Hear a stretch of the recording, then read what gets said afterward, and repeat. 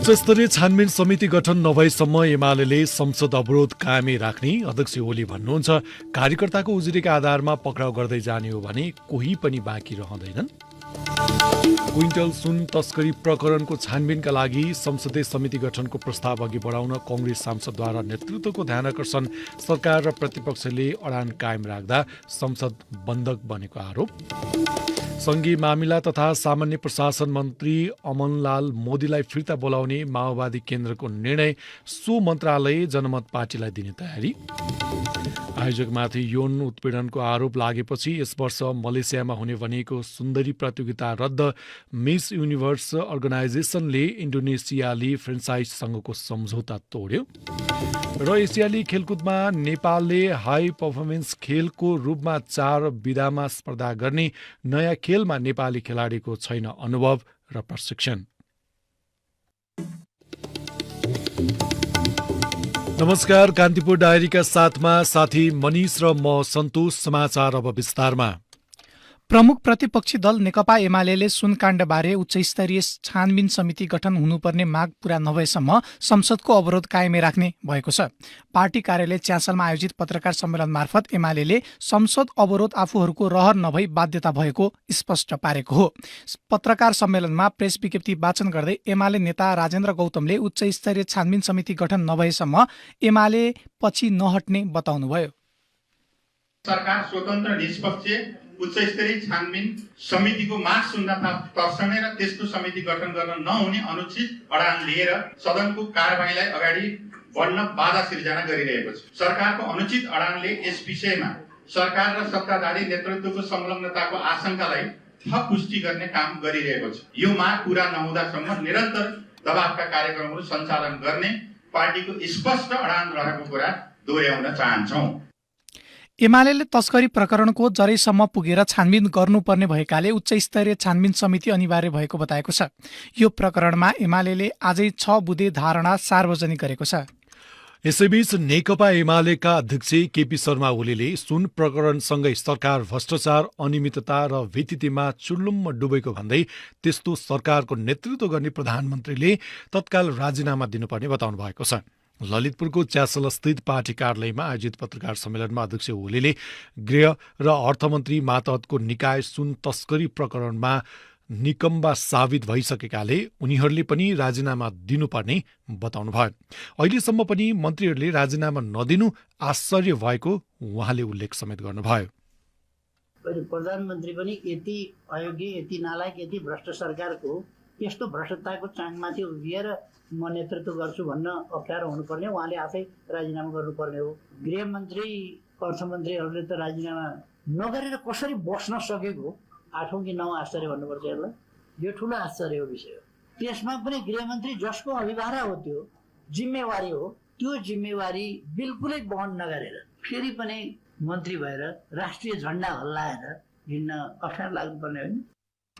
सुन तस्करीको हल्ला चलाएर एमाले सरकारमा जान खोजेको भनेर अनगल प्रचार गरिएकोमा अध्यक्ष ओलीले आपत्ति जनाउनु भयो।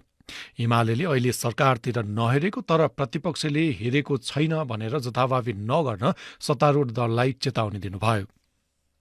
यो सुन तस्करीको हल्ला चलाएर एमाले सरकारमा जान खोज्या त होइन भन्ने खालका कुराहरू पनि आउन सक्छ। तर नेकपा एमालेलाई सरकारमा रुचि होइन, चिन्ता सरकारको होइन देशको हो, चिन्ता देशको अर्थतन्त्रको, जनताको सामाजिक दैनिकीको। म स्पष्ट गर्न चाहन्छु, एमालेलाई अहिले सत्ता मोह, सत्ता लोलुपता, त्यतापट्टि सत्तातिर हामीले हेरेको छैन, हामीलाई हेर्नु पनि छैन। तर यसको अर्थ सरकारले हामीले हेरेका छैनौँ भनेपछि ढुक्कै रहेछ नि त, जे गरे पनि हुन्छ भन्ने कुरा यो चाहिँ चल्दैन। संसदको अवरोध आफूहरूले गरेको नभई सरकारले गरेको आरोप लगाउनु भयो।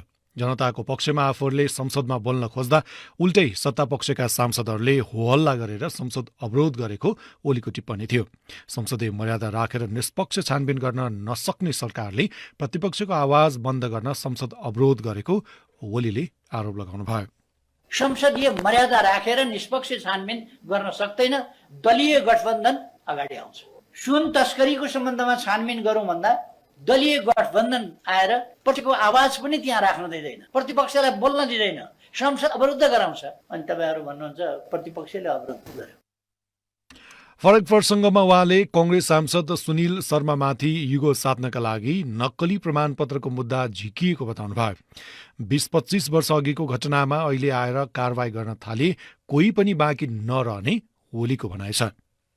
सुनिल शर्माको सर्टिफिकेटको बारेमा म जाँच कि पनि होइन, तर यति बेला सर्टिफिकेट जाँच्नु पर्यो जति बेला सुनिल शर्माले मन्त्रीको राजीनामाको कुरा उठाए, यसमा छानबिन हुनुपर्छ, यो जरै समेत गरेर छानबिन हुनुपर्छ भने त्यति बेलै एउटा कार्यकर्ताबाट यति बेला उजुर हाल्ने लाएर यति बेला आजको भोलि समातेर एउटा उजुर हाल्न लायो, अनि त्यो कार्यकर्ताको उजुरीको भरमा मान्छे गिरफ्तार गर्ने हो भने त कोही पनि बाँकी रहँदैन।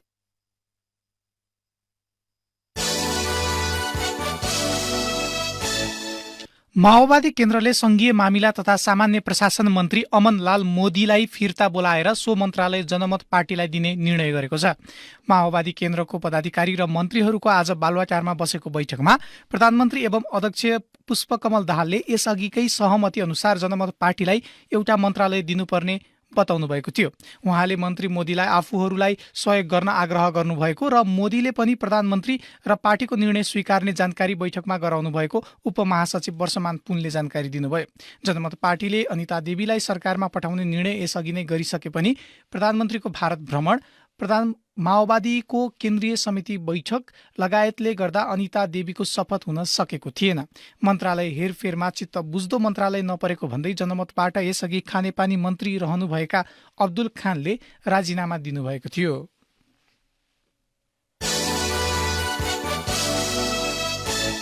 कङ्ग्रेस संसदीय दलको बैठकमा बोल्ने अधिकांश सांसदहरूले क्विन्टल सुन तस्करी प्रकरणको छानबिनका लागि संसदीय समिति गठनको प्रस्ताव अघि बढाउन नेतृत्वको ध्यानाकर्षण गराएका छन्।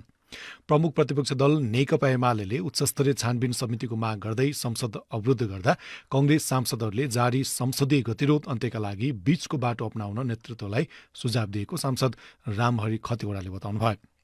संसद भवनको लोत्से हलमा बसेको संसदीय दलको बैठकमा क्विन्टल सुन तस्करी प्रकरणमा सरकार र प्रतिपक्षले आफ्नै अडान कायम राख्दा संसद बन्धक भएको भन्दै सरकारको आलोचना भएको थियो। प्रतिपक्षले संवैधानिक निकायमाथि विश्वास नगर्ने, सरकारले प्रतिपक्षको मागमा गम्भीरता नदेखाउने गरेका कारण संसदीय गतिरोध बढेको भन्दै नेतृत्वको ध्यानाकर्षण गराएको सांसद खतिवड़ाले बताउनुभयो।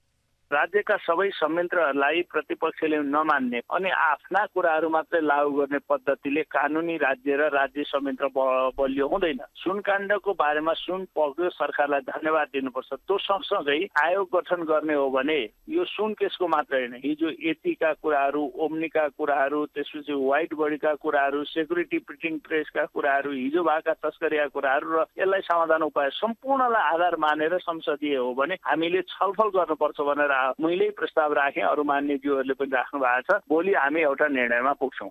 संसदीय दलको बैठकमा मन्त्रीहरूको गतिविधिका विषयमा पनि आलोचना भएको छ। सरकारमा प्रभावकारी काम नभएको भन्दै सांसदहरूले मन्त्रीहरूको ध्यानाकर्षण गराएको पनि खतिवड़ाले बताउनुभयो। बाढी पीडितका कुराहरू छन्, लम्की स्किमको कुरा छ। सरकारले लम्की स्किमको बारेमा जनतामा जसरी प्रस्तुत हुनुपर्ने, जे राहतहरू पुर्याउनु पर्ने हो त्यो पुर्याइरहेको छैन। बाढी पीडितका कुराहरू पनि त्यस्तै छ। अनि सरकार सुशासनको कुरा गर्छ, लार्का लामा जस्तोलाई नियुक्ति गरिरहेको छ।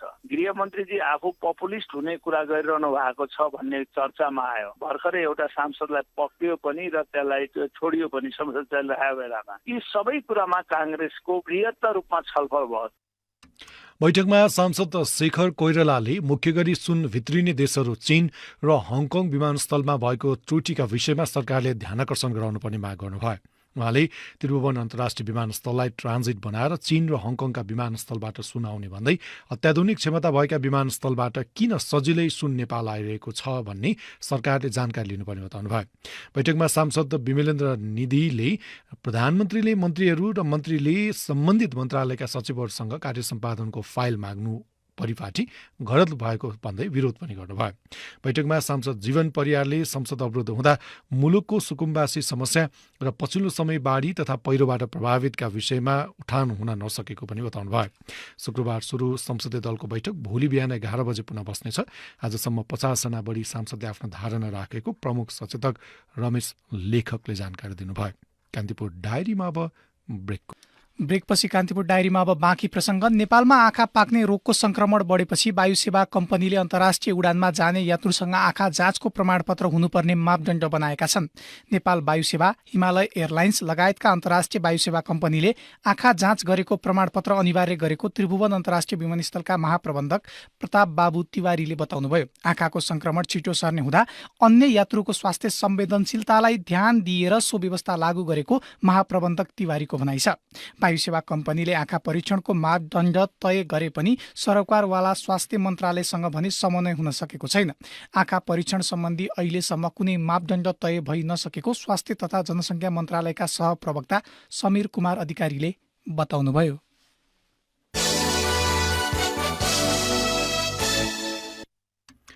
लगातारको वर्षाका कारण आएको बाढीमा परि दाङ र दोलखामा 2 जनाको मृत्यु भएको छ। दाङको घोराई उपमहानगरपालिका 11का 64 वर्षीय तिलकराम विकको स्थानीय खोलाले बगाएर मृत्यु भएको हो। विकको शव करिब 7 किलोमिटर तल फेला परेको प्रहरी निरीक्षक मीरा खड्काले बताउनुभयो। त्यस्तै दोलखाको विगु गाउँपालिका 7 3 पातेमा खरे तर्ने क्रममा लेदोमा पुर्याएका 12 वर्षीय पासाङ शेर्पाको शव फेला परेको छ। उनीहरूसँगै पहिरोमा पुर्याएका 36 वर्षीय मिन दोर्जे शेर्पा बेपत्ता छन्। लगातारको वर्षाका कारण विभिन्न जिल्लामा 4 जना बेपत्ता छन्। उता बर्दियामा बवै नदीले बगाउँदा गुलरियाका 3 युवा बेपत्ता भएका छन्। गुलरिया 12 का 30 वर्षीय बालकृष्ण थारू, गुलरिया 8 का 23 वर्षीय अक्षय चौधरी र गुलरिया 2 का महेश चौधरी बवै नदीमा बगेर बेपत्ता भएका छन्। त्यस्तै सुर्खेत जोड्ने बर्दियास्थित रत्नराज मार्ग पनि पहिरोका कारण यातायात अवरुद्ध भएको छ। उता सल्यानका अधिकांश ग्रामीण सडक पनि पहिरोका कारण अवरुद्ध छन्। कान्तिपुर डायरीमा पुनः ब्रेकको पालो। ब्रेकपछि कान्तिपुर डायरीमा अब आर्थिक प्रसङ्ग। नेपाल विद्युत प्राधिकरणले पर्याप्त बिजुली उपलब्ध गराउन नसक्दा 97.89% उद्योग जेनेरेटर प्रयोग गर्न बाध्य छन्। गत आर्थिक वर्ष 2079-80 को औद्योगिक सर्वेक्षण अनुसार उद्योगलाई आवश्यक पर्ने विद्युत पर्याप्त मात्रामा नभएका कारण जेनेरेटर प्रयोग गर्नु परेको नेपाल उद्योग परिसरको प्रतिवेदनमा उल्लेख छ। उत्पादनमूलक उद्योगले जेनेरेटर प्रयोग गर्दा उत्पादनमूलक सामग्रीको खरिद गर्दा 8.5% वृद्धि हुने सो प्रतिवेदनमा उल्लेख छ। परिसङ्घले गरेको सो अध्ययनमा प्राधिकरणले दिने बिजुली पर्याप्तता नभएको उल्लेख छ। सरकारले प्रसारण र वितरण लाइनको विस्तार साथै ट्रान्सफरको पर्याप्त मात्रामा लगानी नगर्दा उद्योगले आवश्यक बिजुली पाउन सकेका छैनन्। विद्युत ट्रिपिङले बारा र पर्साका उद्योग समस्यामा परेका छन्। पूर्व सूचना बिना नै दैनिक 12 देखि 14 पटकसम्म विद्युत सेवा अवरुद्ध हुने गरेको वृगन्ज उद्योग वाणिज्य सङ्घका वरिष्ठ उपाध्यक्ष हरि गौतमले बताउनुभयो। उहाँले प्राधिकरणद्वारा आपूर्ति भइरहेको गुणस्तरहीन विद्युतले आफूहरू मारमा परेको गुनासो समेत गर्नुभएको छ। उद्योग उत्पादन घट्ने, मेसिनरी पार्ट्स पूर्जामा टुटफुट बढी हुने लगायतका समस्या दैनिक भइरहेको गौतमले बताउनुभयो। यसका साथै औद्योगिक कच्चा पदार्थ नोक्सान, उत्पादनको गुणस्तरमा ह्रास समेत आएको छ। करिडोरमा हाल 300 मेगावाट विद्युत आवश्यक भएकोमा 160 देखि 170 मेगावाट मात्रै विद्युत आपूर्ति भइरहेको छ। अब अन्तर्राष्ट्रिय प्रसङ्ग। यौन उत्पीडनको आरोप लागेपछि मिस युनिभर्स अर्गनाइजेसनले इन्डोनेसियाली फ्रेन्चाइजिजसँगको सम्बन्धन तोडेको छ।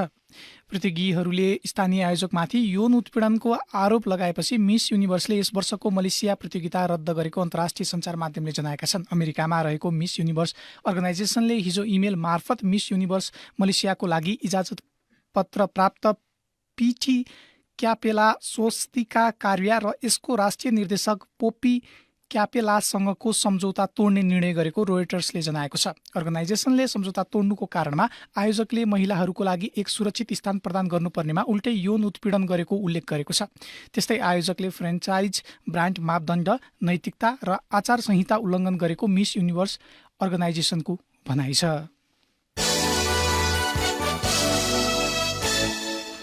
अब खेल प्रसङ्गमा कान्तिपुर सविस्तार। कान्तिपुर सविस्तार। चीनको हाङझाओमा आयोजित हुने 19औं संस्करणको एसियाली खेलकुद प्रतियोगिता सुरु हुन अब मात्रै 40 दिन बाँकी छ। नेपालबाट 29 खेलका लागि 234 खेलाडीले विभिन्न स्पर्धामा प्रतिस्पर्धा गर्नेछन्। यसअघि सन् 2022 को सेप्टेम्बरमा हुने तय भएको प्रतियोगिता कोभिड-19 का कारण प्रभावित भएको थियो। प्रतियोगिता नजिकै गर्दा नेपाली खेलाडीहरूले आफ्नो तयारी तीव्र बनाइरहेका छन्। नेपालले भाग लिने 29 मध्ये 3 खेलमा पहिलो पटक नेपाली खेलाडीले प्रतिस्पर्धा गर्दैछन्। राष्ट्रिय खेलकुद परिषद राखेपले हाई पर्फर्मेन्स भन्दै पुरुष रग्बी, यी स्पोर्ट र डान्स स्पोर्टलाई समावेश गरेको हो।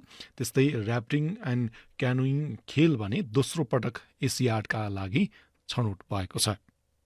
नेपालले सन् 1951 मा भारतको नयाँ दिल्लीमा आयोजित पहिलो संस्करणको एसियाली खेलकुददेखि नै खेल्न थाले पनि अहिलेसम्म स्वर्ण जितेको इतिहास छैन। पहिलो पदक जित्न 10औं संस्करणसम्म कुर्नु परेको नेपालले अहिलेसम्म 2 रजत र 22 कांस्य गरी 24 पदक जितेको छ। सन् 1986 मा दक्षिण कोरियाको सोलमा भएको 10औं एसियन गेम्समा नेपालले एकैपटक 8 कांस्य जितेको थियो। सो संस्करणमा तेक्वान्दोबाट 4 र बक्सिङबाट 4 कांस्य पदक नेपालले हात पारेको थियो। तर त्यस यता भने नेपालको प्रदर्शन निरन्तर ओह्रालो लाग्ने क्रममा छ। सन् 1998 मा ब्याङ्ककमा भएको 13औं एसियन गेम्समा तेक्वान्दोकी सविता राज भण्डारीले नेपाललाई पहिलो रजत दिलाएकी थिइन्। नेपालले धेरै खेलमा भाग लिए पनि अहिलेसम्म तेक्वान्दो, बक्सिङ र करातेले मात्र पदक जितेको छ। पदक सम्भावना भएको र लोकप्रिय भन्दै ऱ्याफ्टिङ एन्ड क्यानोइङमा नेपालले दोस्रो पटक स्पर्धा गर्न लागेको छ। नेपालमा कम खेलिने खेल भएकाले यसको प्रशिक्षण पनि विदेशमा भइरहेको छ। एसियाडका लागि छनौट भएका 28 वर्षीय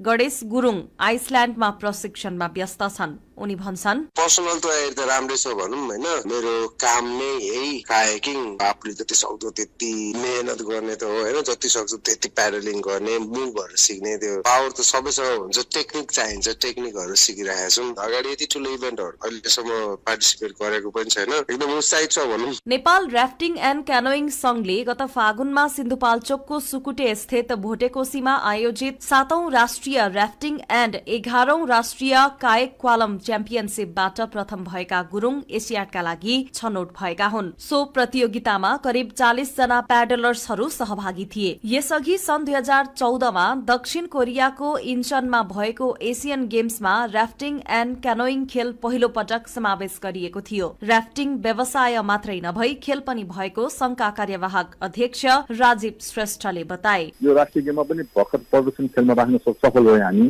एसियन गेममा पनि सहभागिता भयौँ। एडभेन्चर गेम भएकोले चाहिँ यसमा चाहिँ ठूलो सम्भावना, पदक आयो भने राम्रो हो, तर सहभागी हुनु पनि ठूलो कुरा हो क्या। सकेसम्म राम्रो पर्फर्मेन्स आउँछ भन्ने हामीले आशा गरेका छौँ। राखेपले विगतका प्रदर्शन र नतिजाका आधारमा 3 खेल तेक्वान्दो, कराते र बक्सिङलाई पहिलो प्राथमिकतामा राखेको छ। अन्य खेलका तुलनामा रग्बी, ई स्पोर्ट्स र डान्स स्पोर्टले नेपालमा कमै मात्र चर्चा पाउने गर्छन्। पछिल्लो समय यी खेलप्रति युवा पुस्ताको आकर्षण बढ्दो रहेको तथा पदकको पनि सम्भावना भएको भन्दै हाई पर्फर्मेन्समा राखिएको ओलम्पिक कमिटिका महासचिव निलेन्द्र राज श्रेष्ठले बताए। उनले भने, 3-4 खेललाई पनि समाजमा भएको भनेर अरू खेलहरू किन भन्दा त्यसमा पनि हामीले त अब लाने बेला त देशको जति बेस्ट खेलाडी नै जान्छ नि। त्यही भएर अब हाई पर्फर्मेन्स त सबै हाई पर्फर्मेन्स क्लास गेम्स पनि ठेगान छैन। त्यो चाहिँ खेलाडीहरूलाई चाहिँ अलि हामीले ओपनली नै अलि धेरै खेलहरू यसपालि चाहिँ लगेको हो। जति पनि पपुलर स्पोर्ट्सहरू छ सबै परेछ। यसअघि इन्डोनेसियाको जाकार्तामा आयोजित 18औं संस्करणको एसियाडमा नेपालबाट प्याराग्लाइडिङ खेल पहिलो पटक समावेश गरिएको थियो। पहिलो सहभागितामै प्याराग्लाइडिङले रजत पदक जित्यो। ओलम्पिकमा पदक जित्ने आशा सहित नेपाल ओलम्पिक कमिटी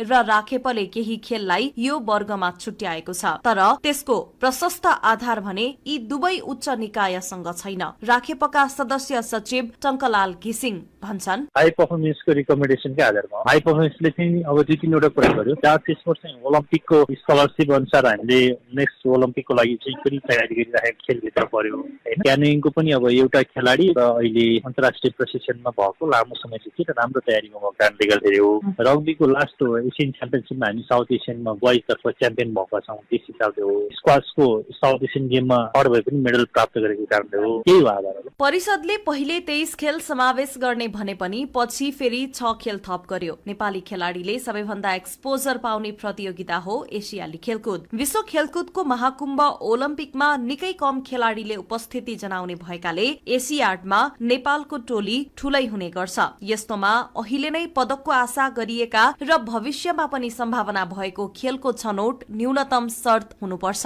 खेल र खेलाडी संख्या थप्दै जाने तर उनीहरूलाई तयारीका लागि प्रशस्त समय र पूर्वाधार नदिने हो भने नामले मात्रै हाई पर्फर्मेन्स खेल भन्न त सकिएला, तर यथार्थको धरातलमा लो पर्फर्मेन्स नहोला भन्न सकिन्न। रेडियो कान्तिपुरका लागि पूजनी श्रेष्ठ।